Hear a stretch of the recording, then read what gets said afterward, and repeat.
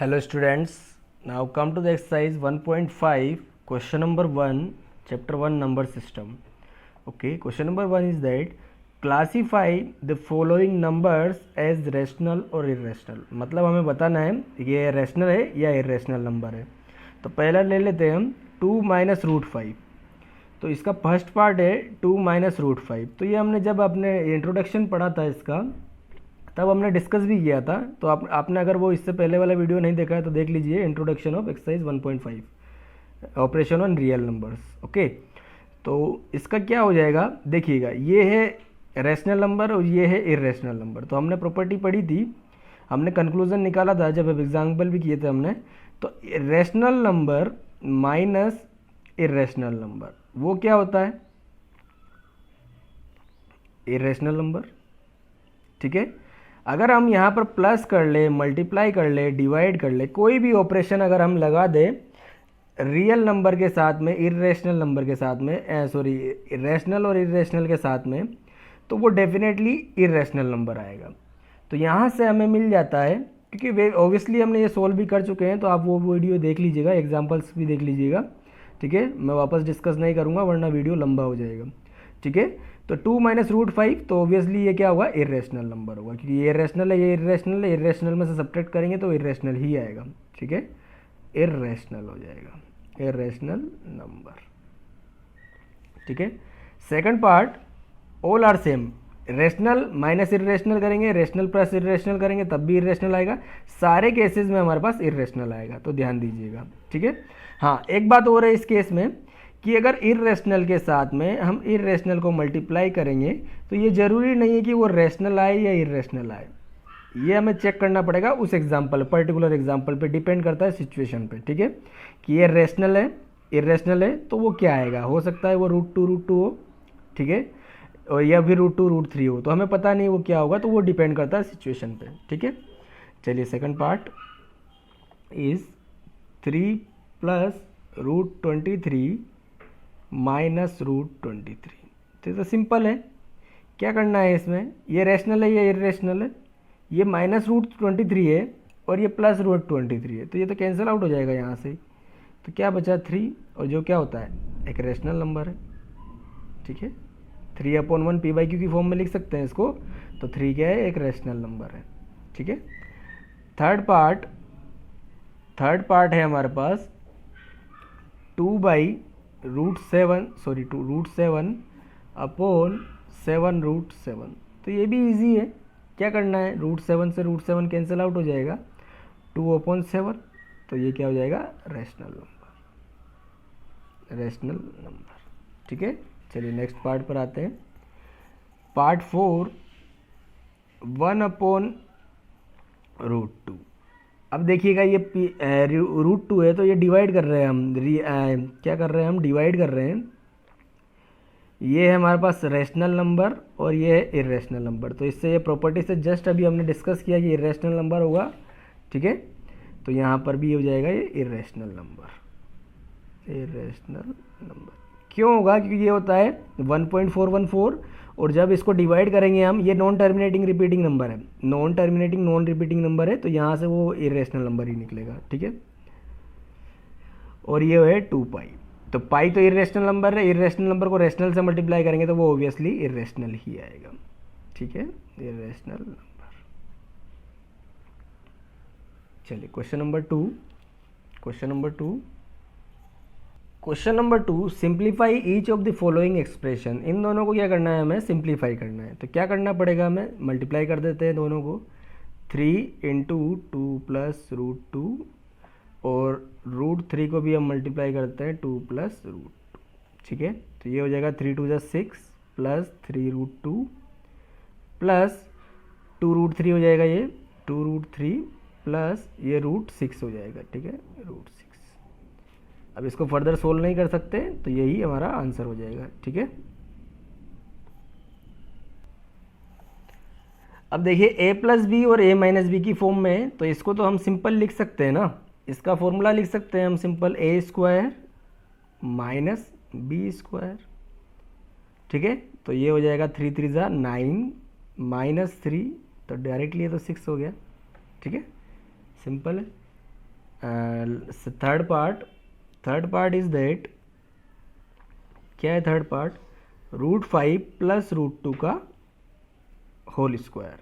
तो क्या हो जाएगा इसका, a प्लस बी के होल स्क्वायर से ओपन कर लेते हैं इसको, तो क्या हो जाएगा √5 का स्क्वायर प्लस √2 का square plus 2ab, a square b square plus 2ab, ठीक है ना, √5 और √2, तो ये हो जाएगा 5 प्लस 2 और प्लस हो जाएगा 2√10 हो जाएगा ये 2√10। तो इसको हम लिख सकते हैं कितना हो जाएगा 7 प्लस √210, 2√10, ठीक है। तो ये आंसर हो जाएगा। चलिए लास्ट पार्ट, इसको भी सिंप्लीफाई कर लेते हैं। तो ये क्या है, a माइनस बी और a प्लस बी, तो यहाँ पर भी हमारा हो जाएगा √5 का स्क्वायर माइनस √2 का स्क्वायर, सिंपल। तो ये कितना हो जाएगा 5 माइनस 2 3, आंसर हो जाएगा, ठीक है। आइडेंटिटी यूज़ करके हम कर सकते हैं इनको। चलिए क्वेश्चन नंबर 3 पर आते हैं। क्वेश्चन नंबर 3 है हमारे पास। Come to the question number 3, recall pi is defined as ratio of circumference c, circumference is denoted here c, of circle to the diameter say d, okay, means pi is here circumference upon diameter, okay, that is pi equals to c by d, okay. This seems to be contradict that the fact pi is irrational। देखो हमने पढ़ा है कि पाई irrational number है, ठीक है। How will you resolve that this contradiction. चलिए देखते हैं, क्वेश्चन को समझते हैं। पाई क्या है, पाई सरकमफ्रेंस अपॉन डायमीटर हम लिख सकते हैं, ऑब्वियसली लिख सकते हैं। Circumference, circumference of the circle, देखो ये सरकमफेरेंस ऑफ द सर्कल हो गई, और ये हो जाएगा हमारा कोई डायमीटर, ठीक है, ये डायमीटर हो गया डी, इसको डिनोट किया डी से, इसको डिनोट किया सी से, circumference of the circle is सी।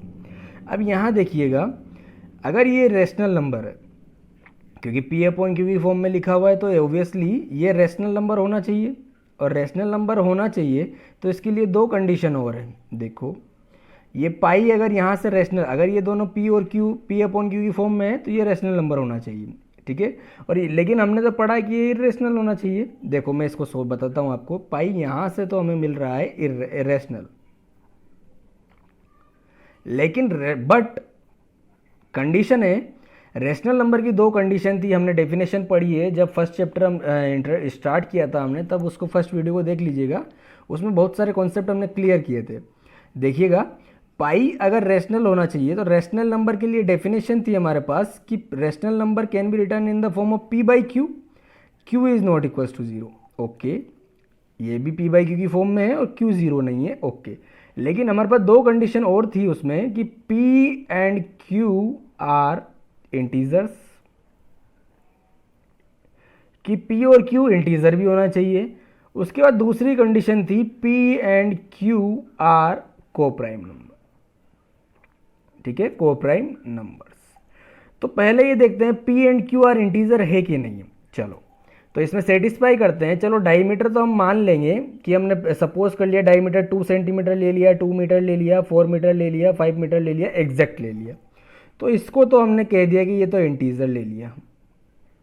लेकिन जो डायमीटर से जो सरकमफेरेंस लेंगे, डायमीटर से समझने की कोशिश करना, डायमीटर से 2 सेंटीमीटर अगर डायमीटर हमने लिया, 2 मीटर अगर डायमीटर लिया, उसका से जो मेज़रमेंट करेंगे सरकमफेरेंस का किसी डिवाइस से, जो हम मेज़र करेंगे, ठीक है, मेज़र करेंगे किसी डिवाइस से, ओके, ऑब्वियसली डिवाइस से ही मेज़र करेंगे, तो उस मेज़र जो डिवाइस से जो सरकमफेरेंस मेज़र करेंगे हम, ठीक है, उस डिवाइस जो डिवाइस होगा वो एक अप्रोक्सीमेट वैल्यू देगा हमें, एक्चुअल वैल्यू नहीं देगा, अप्रोक्सीमेट वैल्यू देगा, ठीक है। क्यों देगा अप्रोक्सीमेट वैल्यू, समझने की कोशिश करना बात को। जैसे मैं स्केल से मेज़र करने की कोशिश करता हूँ, तो स्केल से जब मैं मेज़र करता हूँ तो मेरे को हो सकता है वो 1 पॉइंट बीच में, जैसे 2 और 3 के बीच में कोई पॉइंट है वहाँ पर मिल जाए।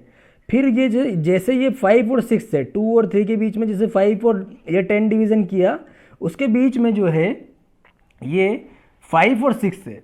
देखिएगा जैसे 2 और 3 के बीच में ये 5 और 6 है, तो 5 और 6 के बीच में भी कहीं बीच में लाई कर रहा होगा, तो वापस क्या करना पड़ेगा, इसको 10 इक्वल पार्ट्स में डिवाइड करेंगे और फिर देखेंगे इसको कि 5.1 पे है, 5.2 पे है, 5.3 पे है, जैसे सक्सेसिव मैग्निफिकेशन में हमने पढ़ा था 1.4 एक्सरसाइज में, ठीक है। अगर वो वीडियो नहीं देखा हो तो वो देख लीजिएगा, ताकि कॉन्सेप्ट क्लियर हो जाएगा।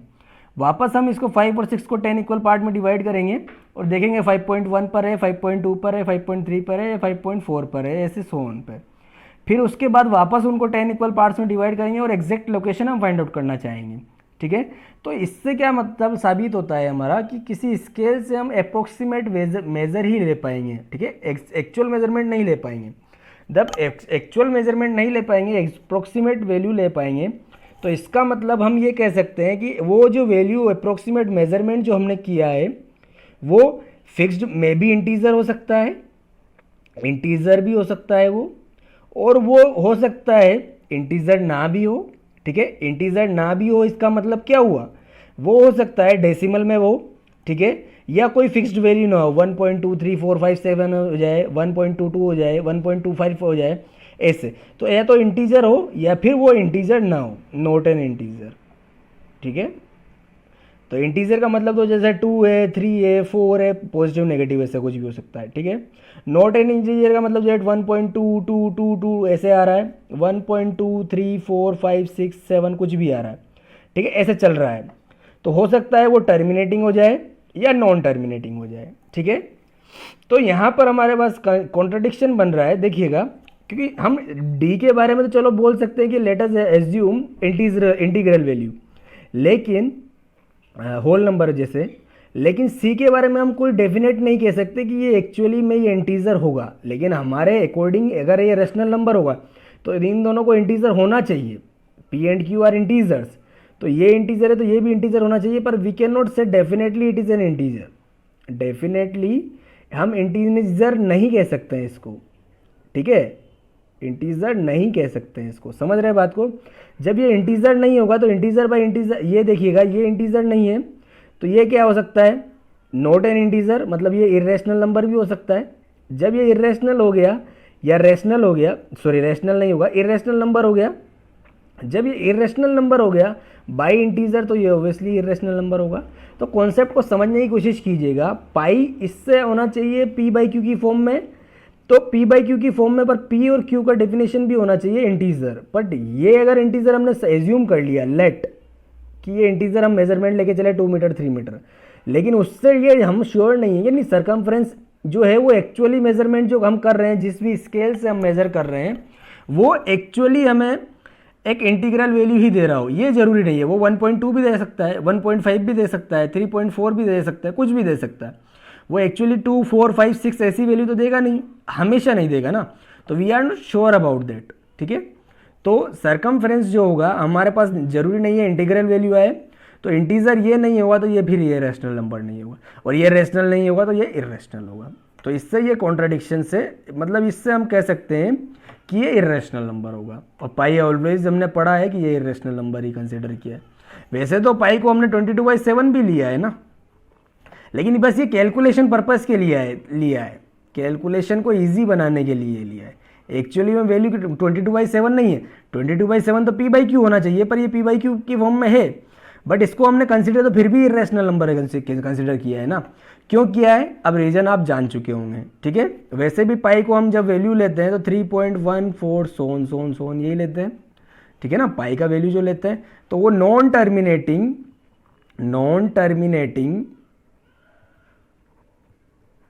नॉन रिपीटिंग कंसिडर करते हैं ना, नॉन रिपीटिंग, ऑब्वियसली ये हम पढ़ भी चुके हैं अब तक, पूरे यही किया है हमने, स्टार्टिंग से यही तो पढ़ रहे हैं हम। नॉन टर्मिनेटिंग और नॉन रिपीटिंग होगा तो ये पाई इरेशनल नंबर हो जाएगा, ठीक है ना। वैसे हम इसको कैलकुलेशन को इजी बनाने के लिए 22/7 ले लेते हैं, ठीक है, लेकिन एक्चुअल में है नहीं है, ठीक है, कैलकुलेशन को ईजी बनाने के लिए करते हैं ऐसा, ठीक है। ये रैशनल नंबर है बट एक्चुअली में ये रैशनल नंबर नहीं है, मतलब ये हमने बस एज्यूम किया है कि 22/7 है पाई का value, but it is not actually कि 22/7 ही है। इसका वैल्यू जो आता है वो इस रूप में आता है, ठीक है। तो इसलिए ये पाई जो है इरेशनल नंबर है। तो हम यहाँ पर कह देंगे फाइनली, तो हम यहाँ से कंक्लूड कर देते हैं कि कंक्लूड क्या करेंगे हम, कि एक्चुअली में हम जो वैल्यू ले रहे हैं ये अप्रोक्सीमेट वैल्यू आएगी यहाँ पर, ठीक है ना। अप्रोक्सीमेट मेजरमेंट करेंगे ना हम सरकमफेरेंस का, एक्चुअल मेजरमेंट नहीं आ रहा है, तो हम लिख देंगे व्हेन वी मेजर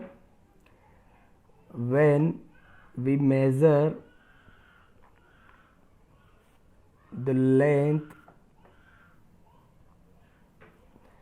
किसी स्केल से मेज़र करेंगे, ठीक है, तो विद स्केल या फिर किसी डिवाइस से मेज़र करेंगे, ठीक है, और एनी डिवाइस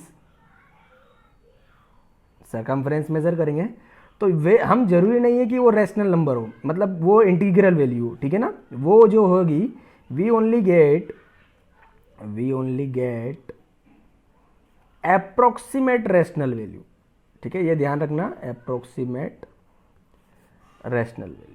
अब जब ये अप्रोक्सीमेट वैल्यू होगा तो हम श्योर नहीं है, ठीक है, तो यहाँ से हमारा कॉन्सेप्ट क्लियर हो जाएगा, ठीक है, ओके, ठीक है ना। हम एक्चुअली में नहीं कह सकते ना कि ये रैशनल है, इरेशनल है, सॉरी, कि ये इंटीजर है, ये इंटीजर है, ठीक है, तो इससे ये प्रूव हो जाता है कि ये इरेशनल नंबर है, ठीक है। उम्मीद करता हूँ समझ आया होगा। Now question number 4 of exercise 1.5 chapter number 1 number system is that represent root 9.3 on the number line, okay, on the number line we have to represent root 9.3 on the number line geometrically, okay, geometrically. So how to we represent it on number line? Let 9.3 be the number, so we have to represent 9.3. so let measurement be 9.3 on the number line. First of all we have to draw 9.3 on the number line is, क्या करेंगे हम, simple number line draw करेंगे। Number line draw करने के लिए 9.3 measurement की कोई भी यूनिट ले सकते हैं हम, इसे सेंटीमीटर, इंच, मीटर, कुछ भी, तो हम 9.3 की एक नंबर लाइन ड्रॉ करते हैं, ठीक है, तो 9.3 की हम नंबर लाइन ड्रॉ कर लेते हैं, ठीक है, 9.3 सेंटीमीटर की हम नंबर लाइन ड्रॉ कर रहे हैं, देखिएगा 9.3 सेंटीमीटर की नंबर लाइन शो करने के बाद हम क्या करेंगे, इसको 1 सेंटीमीटर इंक्रीज़ करेंगे, ठीक है, 1 सेंटीमीटर हम इसको इंक्रीज़ कर देंगे। यहाँ से ये 9.3 है, इसके बाद 1 सेंटीमीटर और इंक्रीज़ करना है, मतलब 1 यूनिट हमें इंक्रीज़ करना है, तो 1 यूनिट इंक्रीज़ कर देते हैं। अब हमने इसको 1 सेंटीमीटर इंक्रीज़ कर दिया है, देखिए यहाँ पर पॉइंट हमारा ए, ठीक, ये पॉइंट हमारा सेंटर हो जाएगा, ठीक है ना, बाद में बात करते हैं इसकी। ये पॉइंट हमारा बी है, मतलब यहाँ से हमने ड्रॉ किया है 1 सेंटीमीटर, 1 सेंटीमीटर का मतलब हो गया ये 9.3 सेंटीमीटर, ठीक है, 9.3 सेंटीमीटर यहाँ से यहाँ तक, ठीक। उसके बाद हमने 1 सेंटीमीटर और इंक्रीज़ किया इसको, 1 सेंटीमीटर और इंक्रीज़ किया, ठीक है, टोटल हो गया हमारे पास 10.3 सेंटीमीटर। अब हम इसका मिड पॉइंट निकाल लेते हैं, 10.3 सेंटीमीटर का मिड पॉइंट हो जाएगा, क्या हो जाएगा, ये हो जाएगा 9.3 + 1, 10.3, और 10.3 का डिवाइड करेंगे बाई 2 तो कितना हो जाएगा, 5.15, ठीक है, 5.15 ये हो जाएगा हमारा, ये सेंटर हो जाएगा, ठीक है, हम मेज़र कर लेंगे इसको 5.15, तो ये आ जाएगा हमारे पास, देखिएगा 5.15, ठीक है, तो 5.15 पे हमने डॉट लगा दिया और ये मेज़र कर लिया हमने सेंटर, ठीक है। अब 5.15 पर मेज़र करने के बाद हमें क्या करना है, इसका नेमिंग दे देते हैं, इसको सेंटर को ओ दे देते हैं, ये सेंटर है ओ, इसका नेमिंग कर देते हैं सी। अब क्या करना है, हमें सेमी सर्कल ड्रॉ करना है, ठीक है, तो सेमी सर्कल ड्रॉ करेंगे किस रेडियस का, ओ ए रेडियस का या ओ सी रेडियस का, एक ही बात है, डायमीटर है, ए सी डायमीटर है, तो ओ ए रेडियस का हम क्या करते हैं, सेमी सर्कल ड्रॉ करते हैं, ठीक है, ओ ए रेडियस का सेमी सर्कल ड्रॉ करते हैं, ओ पर सेंटर पॉइंटर रखकर सेमी सर्कल ड्रॉ करते हैं। सेमी सर्कल हमने ड्रॉ कर दिया 5.15 सेंटीमीटर का, ठीक है, तो अब हमें क्या करना है, इस पॉइंट से, इस पॉइंट बी से, इस पी पॉइंट बी से हमें इस पर परपेंडिकुलर ड्रॉ करना है ऑन द सेमी सर्कल, ठीक है, हम क्या करेंगे, परपेंडिकुलर ड्रॉ करेंगे, ठीक है, परपेंडिकुलर ड्रॉ करना है सेमी सर्कल पर, ठीक है, तो ये परपेंडिकुलर ड्रॉ कर दिया और इसके बाद इस पॉइंट को ओ से मिला देना है, ठीक है, इस पॉइंट को ओ से मिला देना है, ठीक है। अब ये हमारे पास एक ट्रायंगल बन गया जिसमें है एक एंगल 90 डिग्री, तो मतलब हम इसमें, ये हो जाएगा 90 डिग्री है तो ये हो जाएगा हाइपोटेनियस, ठीक है, हाइपोटेनियस, ये हो जाएगा परपेंडिकुलर और ये हो जाएगा बेस, ठीक है। तो अब हम इसमें पाइथागोरस लगा सकते हैं। तो पहले हम मेजरमेंट निकाल लेते हैं, इस पॉइंट का नाम दे देते हैं डी।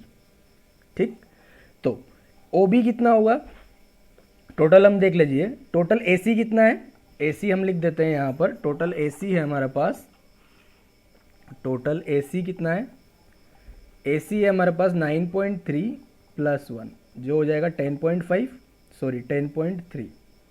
ठीक है, और अब हमें क्या चाहिए, ए ओ चाहिए। ए ओ क्या हो जाएगा, मिड पॉइंट हो जाएगा, ए ओ या फिर ओ सी, एक ही बात है, या फिर ओ डी, ओ डी भी तो रेडियस ही होगा तो सेम ही होगा। ठीक है, तो sorry this is equal to O D, सब सेम होगा। तो ये कितना हो जाएगा, टोटल डिवाइड बाई 2, तो ये हो जाएगा 10.3 डिवाइड बाई 2, तो ये हो जाएगा 5.15। ठीक है, तो ये हमारे पास मिल, ये हमें रेडियस मिल गया ए ओ, और 5.15 का हमने सेमी सर्कल ड्रॉ कर दिया। ठीक है, अब सेमी सर्कल ड्रॉ करने के बाद हमें क्या करना है, ओ बी कैलकुलेट करना है। तो ओ बी कैलकुलेट करने के लिए क्या करना पड़ेगा, टोटल है हमारे पास ए बी में से ओ ए सब्ट्रैक्ट कर देते हैं, ए बी में से ओ ए सब्ट्रैक्ट कर देंगे तो ओ बी मिल जाएगा, वही करना है। O B equals to A B minus A O. A B कितना है, ए बी टोटल कितना है 9.3, जितना हमें रूट के अंदर बताया गया था। ठीक है, रूट के अंदर कितना था 9.3, वही तो मेजरमेंट लिया था हमने।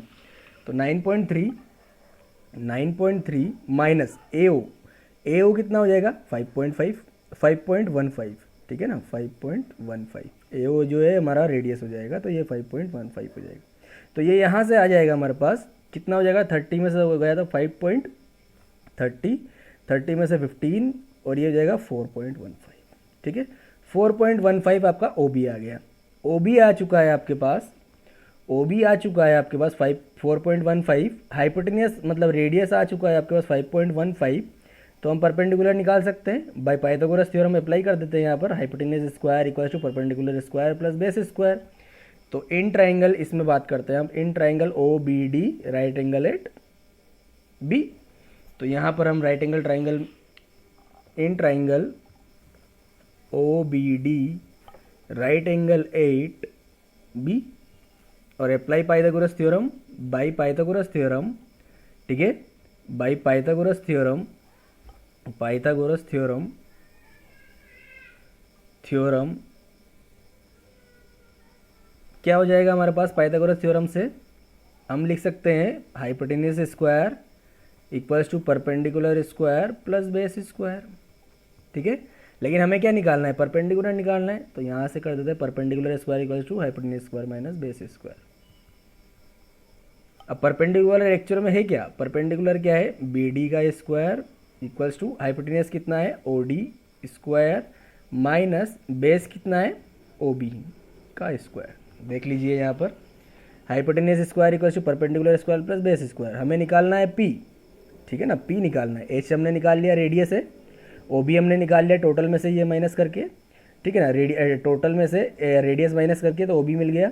ठीक है, तो ये हो जाएगा हमारे पास, ये मिल गया, हाइपोटेन्यूज मिल गया, तो परपेंडिकुलर निकाल सकते हैं, वही हम कर रहे हैं। O B B D square हमें फाइंड आउट करना है, चलिए पुट कर देते हैं वैल्यूज़। ओ बी डी कितना है वो कैलकुलेट करना है, ओ डी कितना है, ओ डी कितना है 5.15, 5.15 का square minus O B square कितना है 4.15 का स्क्वायर।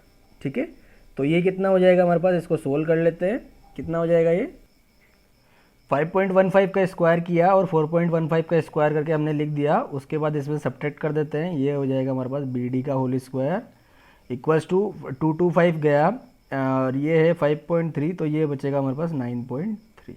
ठीक है, तो बी डी इक्वल्स टू कितना मिल जाएगा हमें, रूट ऑफ 9.3, और यही हमें चाहिए था। ठीक है ना, बी डी क्या चाहिए था 9.3, यही तो रिक्वायर्ड क्वेश्चन था हमारे पास। ठीक है ना, इसको ज्योमेट्रिकली प्रूव करना था। ठीक है, ऑन द नंबर लाइन, तो मिल गया हमें 9.3, देखो रूट 9.3। ठीक है ना, तो रूट 9.3 हो जाएगा हमारे पास, B D equals to root 9.3।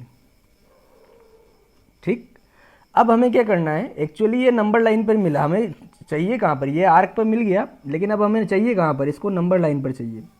ठीक है, तो हम क्या करेंगे, यहाँ से इस लाइन को, नंबर लाइन को एक्सटेंड करेंगे। ठीक है, नंबर लाइन को एक्सटेंड करेंगे।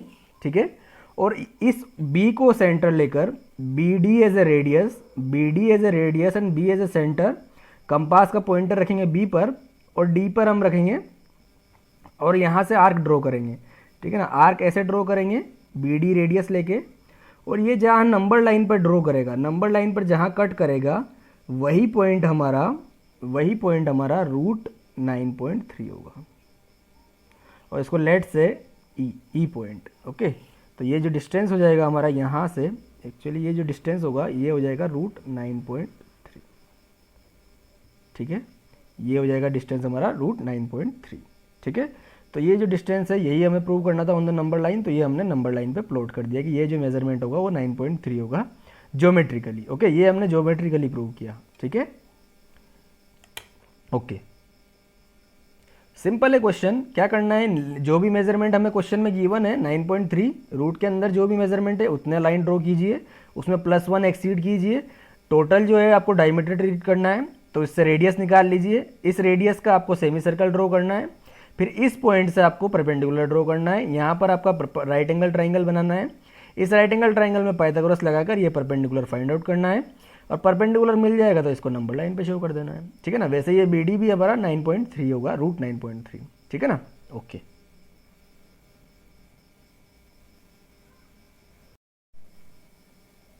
Question number 5 of exercise 1.5 is that rationalise the denominator of the following. किसका रैशनलाइज करना है, डिनोमिनेटर को। तो रैशनलाइज का एम क्या होता है हमें, कि डिनोमिनेटर को हमें रैशनल नंबर में कन्वर्ट करना है। ये इरेशनल नंबर है तो इसको रैशनल नंबर में कन्वर्ट करना, ठीक है। तो क्या करेंगे हम, इसका क्वेश्चन का रैशनलाइज करना डिनोमिनेटर को, जो भी डिनोमिनेटर में है उसको मल्टीप्लाई कर दीजिए रूट 7 से, ऊपर नीचे मतलब न्यूमरेटर और डिनोमिनेटर। ओके, तो ये क्या हो जाएगा, रूट 7 इंटू 1, तो रूट 7 और रूट 7 इंटू 7, 7, बस यही आंसर हो जाएगा, ठीक है ना। रैशनलाइज का एम होता है इरेशनल नंबर, डिनोमिनेटर में अगर इरेशनल नंबर है तभी हम करेंगे, और इरेशनल नंबर है उसको कन्वर्ट करना है रैशनल नंबर में, सिर्फ डिनोमिनेटर में। Okay, now move to the second part, that is 1 upon root 7 minus root 6, ठीक है। ये हमारे पास डिनोमिनेटर दिया हुआ है, तो इसको क्या करेंगे हम, सिंपल ध्यान दीजिएगा। ऐसे क्वेश्चन में क्या करेंगे, जब हमारे पास इस टाइप का क्वेश्चन हो तो हम क्या करेंगे, यहाँ पर न्यूमरेटर और डिनोमिनेटर दोनों को ही सेम से, ठीक है ना, विद ऑपोजिट साइन। यहाँ माइनस साइन है तो आप क्या करेंगे, यहाँ पर प्लस साइन लेकर चलेंगे, ठीक है। रूट 7 माइनस है तो प्लस ले लीजिए रूट 6, और वापस सेम क्वांटिटी से numerator as well as denominator you to multiply, ठीक है। ऐसा क्यों किया, क्योंकि अगर इसको इससे कैंसिल आउट करेंगे वापस तो ये 1 हो जाएगा, ठीक है ना, न्यूमरेटर और डिनोमिनेटर। तो इससे क्वेश्चन में कोई चेंजेस नहीं होगा। और यहाँ पर देखिएगा ये माइनस था तो यहाँ पर हम दोनों ने हमने न्यूमरेटर और डिनोमिनेटर में प्लस साइन से मल्टीप्लाई किया है, ठीक है। अब सिंपल मल्टीप्लाई कर दीजिएगा, कितना होता है ये, 1 से मल्टीप्लाई होगा तो रूट 7 प्लस रूट 6, कोई डाउट नहीं। यहाँ पर बनेगा हमारे पास a माइनस बी और ये a प्लस बी, ठीक है। तो a माइनस बी और a प्लस बी क्यों किया, ठीक है। तो इसका करने का रीज़न यही है कि इसको रैशनलाइज कर रहे हैं हम। रैशनलाइज का मतलब इसको रैशनल नंबर में कन्वर्ट करेंगे तो इसको यही सूट करेगा। इसका कॉन्सेप्ट हमने पहले भी पिछले वीडियो में डिस्कस कर चुके हैं हम 1.5 एक्सरसाइज के बेसिक में, इंट्रोडक्शन में, तो आप वो देख लीजिएगा, ठीक है। तो इसका क्या हो जाएगा, a माइनस बी और a प्लस बी, तो ये हो जाएगा हमारे पास a माइनस बी, तो a square minus B square, ठीक है। तो इसको लिख सकते हैं हम root 7 plus root 6 equals to, ये हो जाएगा 7 माइनस 6, ठीक है ना, 7 माइनस 6 तो 1 हो जाएगा। तो आंसर हो जाएगा हमारे पास 7 प्लस रूट 6 अपॉन 1 है तो कोई इश्यू नहीं है, लिख देते हैं चलो, क्योंकि एम हमारा यही था ना, इसको रैशनल नंबर में कन्वर्ट करना, तो हो गया। तो वही हमारा आंसर हो जाएगा रूट 7 प्लस रूट 6, ठीक, ये हमारा रिक्वायर्ड आंसर हो जाएगा। पार्ट थर्ड है हमारे पास 1 अपॉन रूट 5 प्लस रूट 2। तो क्या करेंगे, सिंपल है, क्वेश्चन लिख देते हैं पहले, ठीक। अब इसको मल्टीप्लाई कर देते हैं, जो सेम डिनोमिनेटर है उसी से करेंगे पर विद ऑपोजिट साइन, ठीक है। तो रूट 5 प्लस है तो माइनस ले लीजिए, ठीक है, और यहाँ पर भी रूट 5 माइनस रूट, ठीक है। तो ये हो जाएगा हमारे पास रूट 5 माइनस रूट 2 अपॉन, नीचे हो जाएगा हमारे पास a plus B a minus B, तो इसको लिख सकते हैं a square minus B square, ठीक है। तो ये हो जाएगा हमारे पास root 5 minus root 2 root 5 minus sorry it is root 2 and this is 5, root 5 square is 5 and it is only 2, तो 5 माइनस 2 हो जाएगा 3, तो आंसर हो जाएगा 1/3 रूट 5 माइनस रूट। ठीक है, ये हमारे पास आंसर हो जाएगा, सिंपल। लास्ट पार्ट है हमारे पास इसका, इस एक्सरसाइज का 1/7 रूट 7 माइनस 2। तो इसको भी सिंपल कर सकते हैं।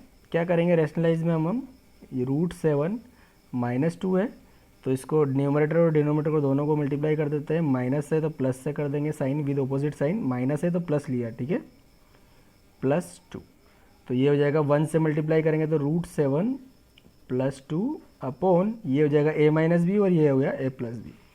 तो a प्लस बी और a माइनस बी, तो फॉर्मूला लगाते हैं रूट 7 का square minus a square minus B square. ठीक है, तो ये हो जाएगा हमारे पास रूट 7 प्लस 2 अपॉन ये जगह 7 माइनस 4। ठीक है, 7 माइनस 4, तो ये हो जाएगा 1/3 रूट 7 प्लस 2। तो ये हमारा रिक्वायर्ड आंसर हो जाएगा। ठीक है ना, यही हमें रैशनलाइज करना था। रैशनलाइज का मेन एम यही होता है कि डिनोमिनेटर को रैशनल नंबर में कन्वर्ट करना। ठीक है ना, मतलब इरेशनल नंबर ना रहे, बस एलिमिनेट करना है इरेशनल नंबर को। That is our aim, to rationalise the denominator. Okay okay.